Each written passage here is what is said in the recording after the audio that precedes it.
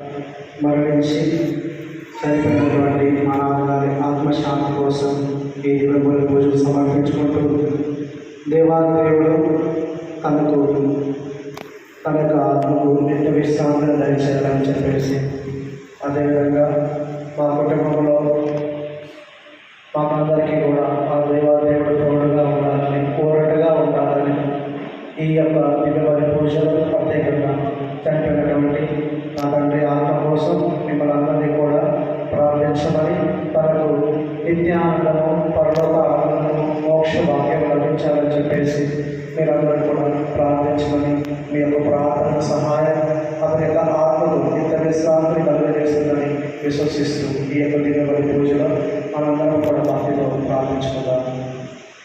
పిత పుత్ర పవిత్ర నామమున మన ప్రభువైన యేసుక్రీస్తు కృప, సర్వేశ్వరుని ప్రేమ, పవిత్రాత్మ సహవాసము మీ అందరితో ఉండుగాక.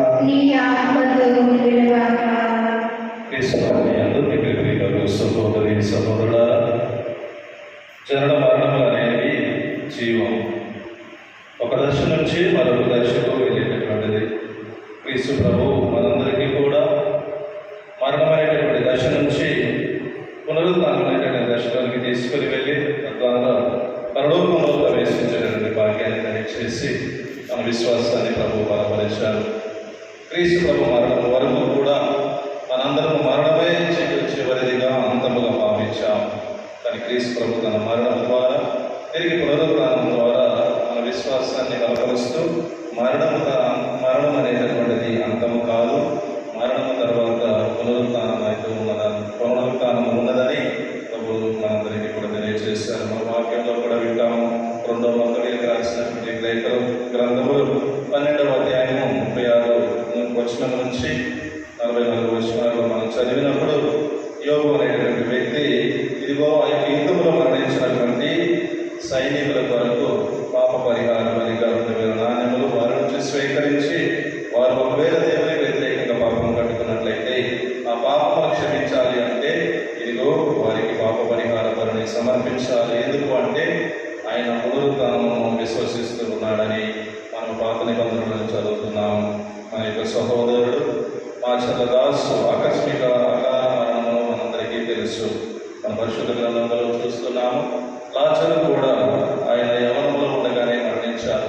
మరి యొక్క సహోదరుడు వచ్చి ప్రశ్న వేస్తూ ఉన్నారు, ప్రభు మీరు ఇష్టం ఉండినచో మా సహోదరుడు మరణించిన వాడు కాదు అని గట్టి నమ్మకాన్ని వెల్లడి చేసింది. కానీ అది ప్రభు చిత్తము, దేవుని మహిమార్గం కాబట్టి ఆయన మరణించాలి. మరి తిరిగి పునరుత్థానమయ్యాడు. క్రైస్తవులుగా క్రీస్తువులను అనుసరిస్తున్నటువంటి వారముగా అందరము మరణిస్తాం. ఈ లోకంలో జన్మించినటువంటి ప్రతి ఒక్కరూ కూడా మరణిస్తాము. కానీ ఆ మరణం అనేటటువంటిది మన విశ్వాసంలో ఏ విధంగా వ్యక్తపరుస్తూ ఉన్నాము, మన ఆధ్యాత్మిక జీవితం ద్వారా, మరి ముఖ్యంగా మన యొక్క జీవన విధానం ద్వారా ఏ విధంగా మనకి ప్రభునికి మధ్య ఉన్నటువంటి ఆ సంబంధాన్ని వ్యక్తపరుస్తూ ఉన్నాము. మన యొక్క సహోదరుడు మాచర్లదాసు మరణించినటువంటి వార్షికోత్సవంలో వచ్చిన అతని యొక్క ఆత్మకు ఇంత విశ్రాంతి చేకూరాలని, ఒకవేళ ఈ లోకంలో ఉండగా మానవ బలహీనతల చేత తెలిసి తెలియక దేవునికి విరుద్ధంగా ఏమైనా పాపం కట్టుకున్నట్లయితే ఈ దివ్యబలి పూజ ద్వారా అతని యొక్క పాపములన్నింటినీ కూడా క్షమాపణ దయచేసి అతనికి ఇంత విశ్రాంతి దయచేయాలని, అదేవిధంగా వారి యొక్క కుటుంబ సభ్యులను దేవునికి సమర్పించి ఆ కుటుంబానికి ఆ దేవుడు త్రియేక దేవుడు మరి వారికి ఓదార్పుగా ఉండి వారిని ఓదార్చాలని, అన్ని విధాలుగా దేవుడు తోడ్పడాలని దేవుని కృషి ద్వారా ప్రత్యేకంగా వేడుకుంటాము.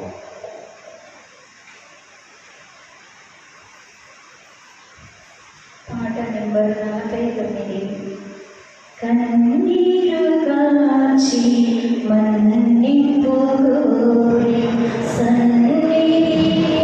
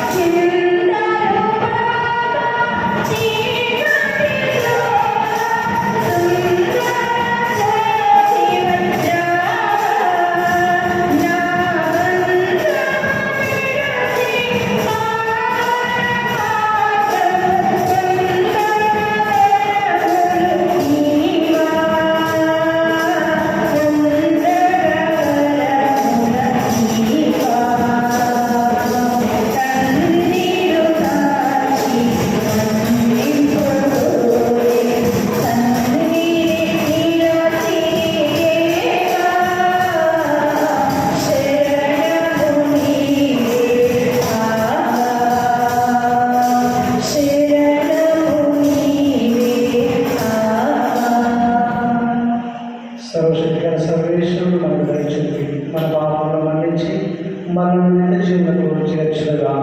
ఆమేన్. ప్రభువా దయచూపుము, ప్రభువా దయచూపుము. క్రీస్తువా దయచూపుము, క్రీస్తువా దయచూపుము.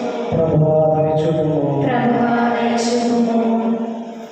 ప్రార్థించుదము.